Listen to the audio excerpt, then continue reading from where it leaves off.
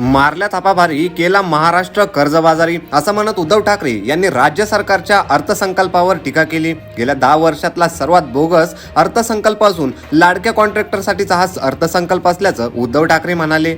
लाडक्या बहिणींना मिळणारी रक्कम 2100 केली नाही, शेतकऱ्यांची कर्जमाफी केली नाही। आता निवडणुकीपूर्वी ज्या जाहिराती केल्या त्या पिजन हॉटेलमध्ये टाकायच्या का? या जाहिरातींचा करायचं काय असा प्रश्न उद्धव ठाकरे यांनी विचारला। या अर्थसंकल्पाच्या माध्यमातून शेतकरी आणि लाडक्या बहिणींची राज्य सरकारने मोठी फसवणूक केल्याचं सांगत उद्धव ठाकरे जोरदार टीका केली।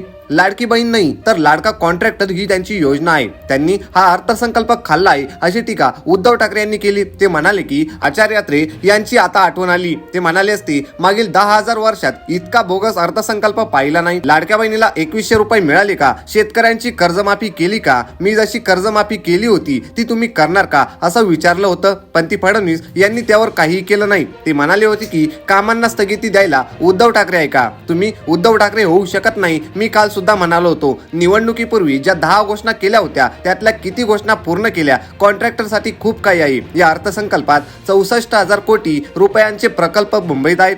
2 विमानतळ जोडण्याचे काम अदानीनं केलं पाहिजे, हे सरकारने करायला नको असं उद्धव ठाकरे म्हणाले। शेतकऱ्यांच्या थकबाकी वीज बिलाचं काय? त्यांचं काय करणार आहात तुम्ही? हा विकास नाही तर महाराष्ट्र खड्ड्यात घालण्याचा प्रयत्न आहे अशी टीका उद्धव ठाकरे यांनी केली। सगळ्या योजना या गडबड घोटाळ्याच्या योजना आहेत, आवास योजना नाही ही आभास योजना आहे असंही ते म्हणाले। तुम्ही सरकारच्या बगलबच्च्यांच्या कारखान्यांना 11,000 कोटींची थक हमी देता, मग मुंबई महापालिकेच्या थकीत पैसे राज्य सरकार का देत नाही असा प्रश्न उद्धव ठाकरे यांनी विचारला। तर अशाच नवीन आणि ताज्या बातम्या बघण्यासाठी आपल्या मराठी पॉलिटिक्स चॅनलला सबस्क्राईब करायला विसरू नका।